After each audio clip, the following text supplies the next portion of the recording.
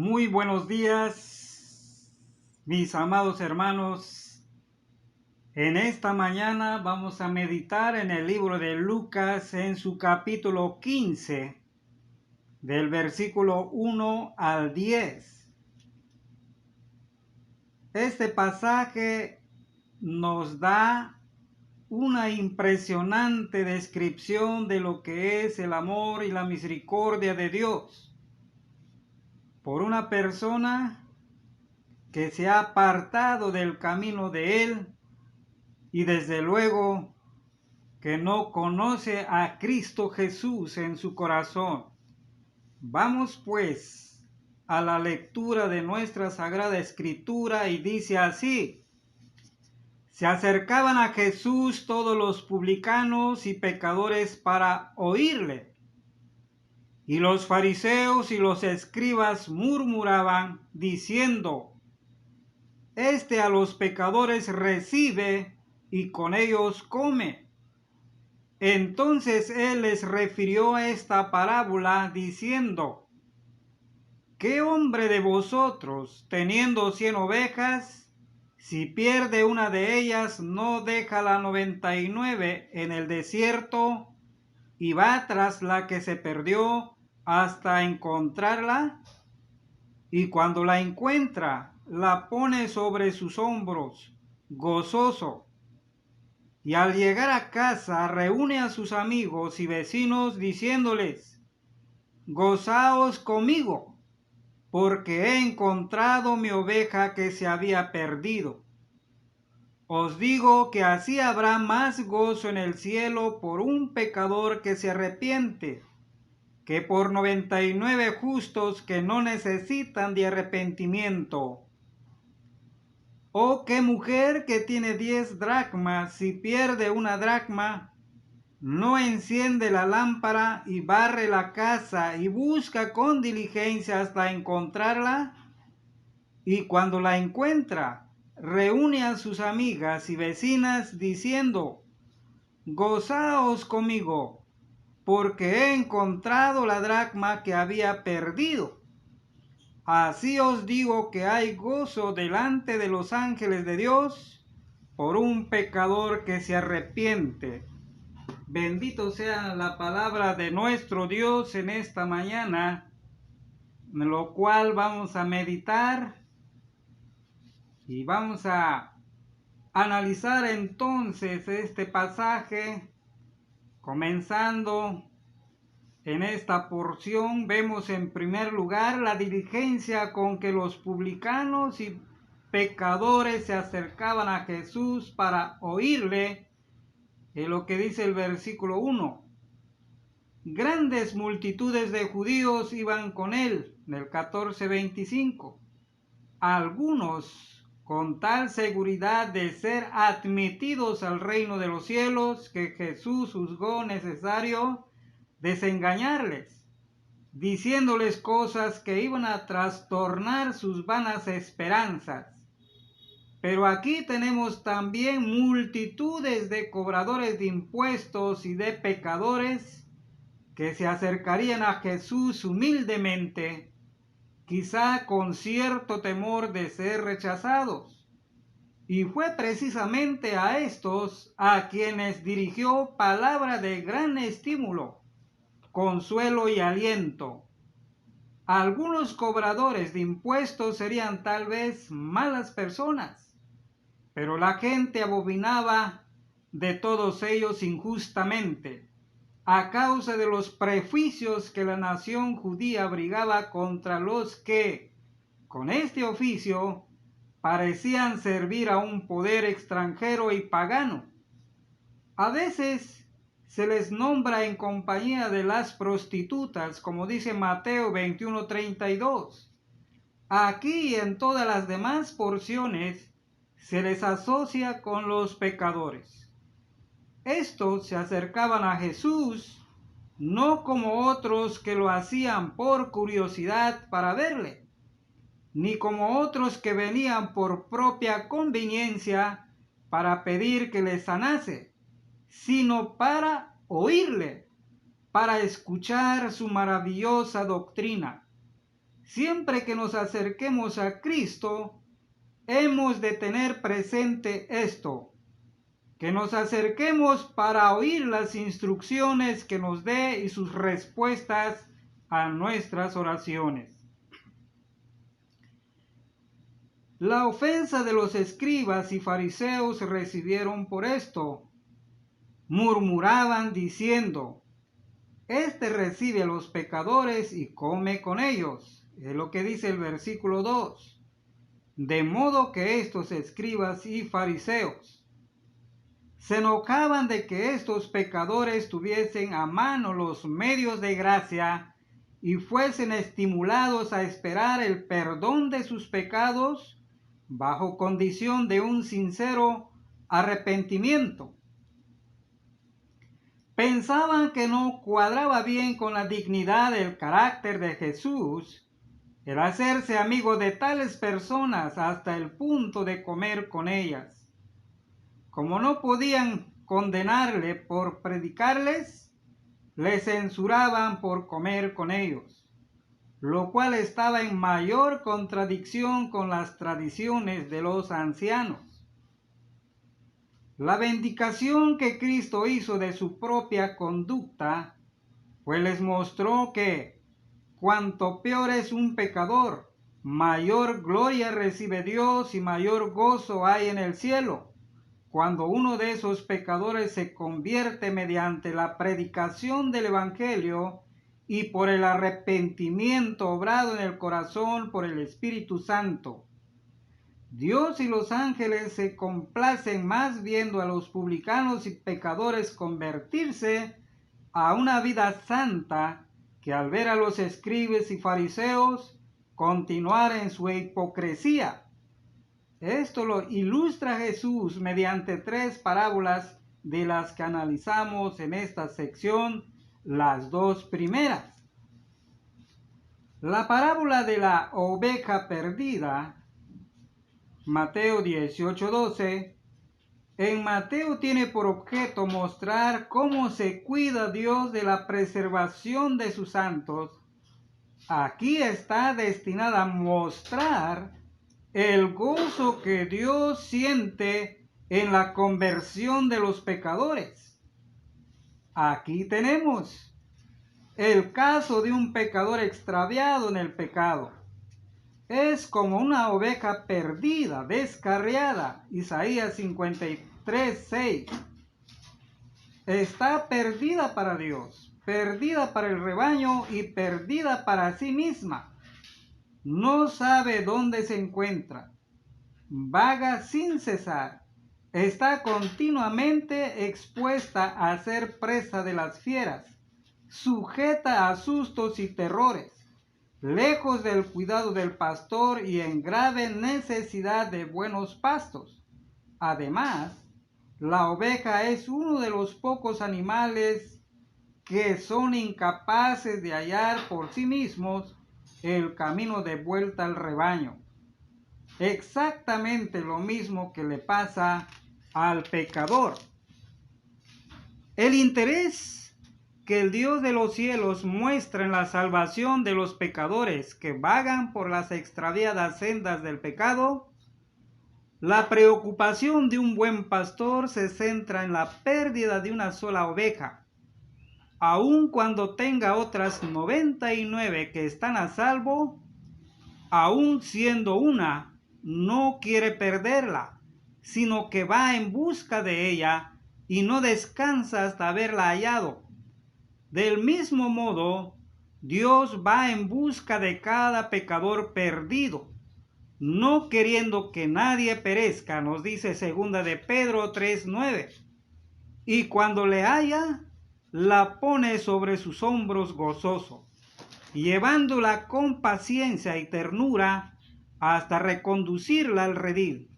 Como dice una estrofa del famoso himno litúrgico: buscándome, te sentaste fatigado, Juan 4:6.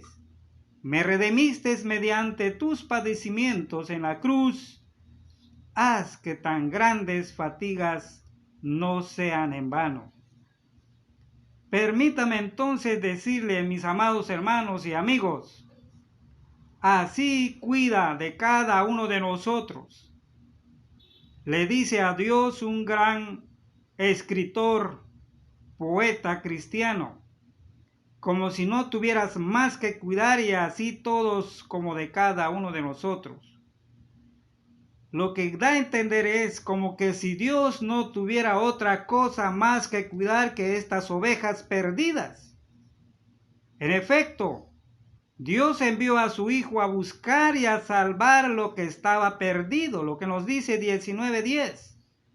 Cada uno de nosotros estaba perdido y no cabe duda que, aun cuando en el mundo no hubiese sino un solo pecador, tú o yo o cualquier otro, Cristo habría venido a morir en la cruz para salvar a ese uno. De Cristo estaba profetizado en Isaías 40:11 que había de recoger en su brazo los corderos y llevarlos en su seno, mostrando así su compasión y su ternura. Pero aquí se nos dice que los pone sobre sus hombros, una práctica familiar entre los pastores. Cuando el animalito está enfermo, fatigado por cualquier motivo e incapacitado para andar con sus propias patitas. Dichosos quienes son alcanzados por las manos traspasados de nuestro bendito Salvador, porque nadie podrá arrancarlas de esas manos. Juan 10, 28 al 30. El gozo que el mismo Dios experimenta con el arrepentimiento de los pecadores que vuelvan al rebaño, como buen pastor, los lleva gozoso, tanto más cuanto más remota parecía la esperanza de hallar a esa oveja perdida, y al llegar a casa, reúne a sus amigos y vecinos, diciéndoles, gozaos conmigo. Versículo 6. Obsérvese que aun estando perdida la oveja, la llama mi oveja. Por eso se preocupa de ella como de algo propio y muy personal y dice, he encontrado mi oveja. No envió un ángel, un criado, sino a su propio Hijo. Juan 3:16, Romanos 8:32, Gálatas 4:4. El pastor y guardián de nuestras almas. Primera de Pedro 2:25, Juan 10:11. El cual hallará sin duda cuanto busque y será hallado por quienes no le buscan. En Romanos 10:20.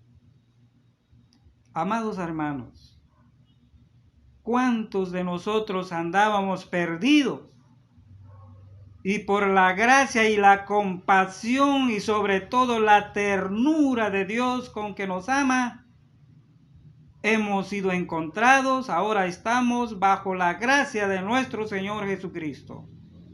Ahora veamos la otra parábola, la parábola de la moneda perdida.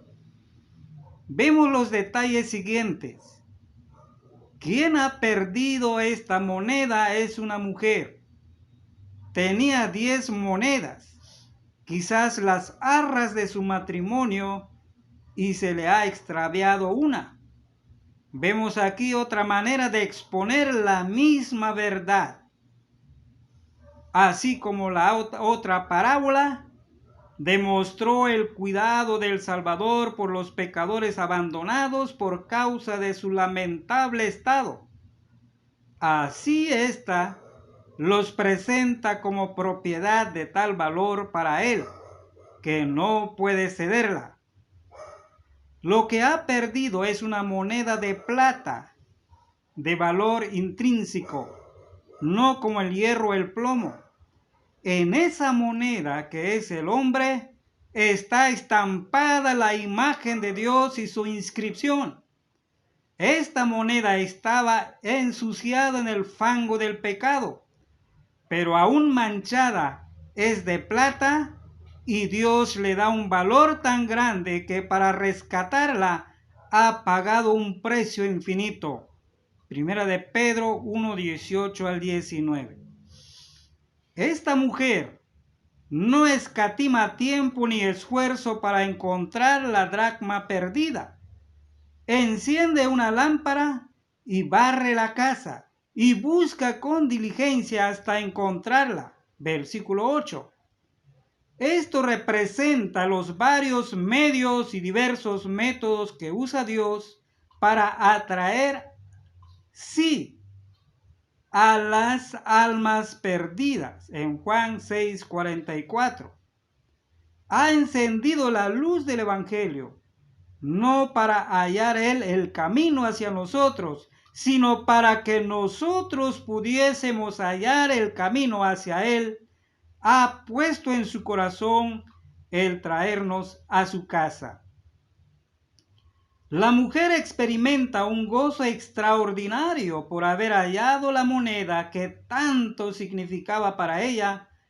Reúne a sus amigas y vecinas diciendo: gozaos conmigo, porque he encontrado la dracma que había perdido. Versículo 9.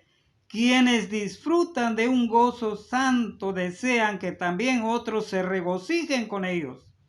La agradable sorpresa de haber hallado la moneda que completaba el número de sus 10 arras excita a la mujer de tal manera que nos parece oírla, arrebatada de gozo, repetir a sus amigas: la hallé, la hallé y la hallé. En las dos parábolas hallamos el mismo resultado apetecido por el Señor. Así os digo que hay gozo delante de los ángeles de Dios por un pecador que se arrepiente. Versículo 10. Aquí vemos, como en el versículo 7, que el arrepentimiento y la conversión de los pecadores en la tierra son motivos de regocijo en los cielos. La posibilidad de arrepentirse con la gracia de Dios está al alcance de los mayores pecadores de este mundo. Y mientras hay vida en una persona, hay esperanza de salvación para el mayor criminal. 23:43. Pues el carácter de Dios se muestra ante todo en su misericordia, siempre presta a perdonar, como en Éxodo 34, 5 al 7, en Daniel 9, 7, 9.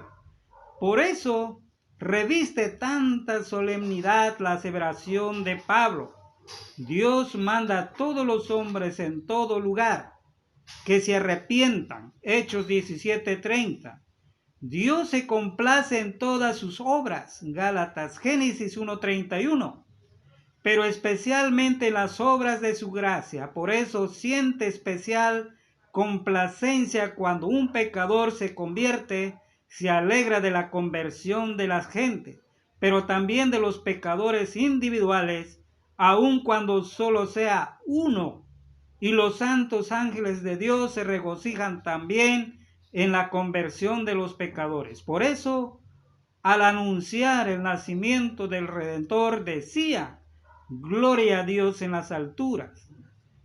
¿Qué hay mayor gozo en el cielo por un pecador que se arrepiente que por 99 justos que no necesitan de arrepentimiento? Versículo 7.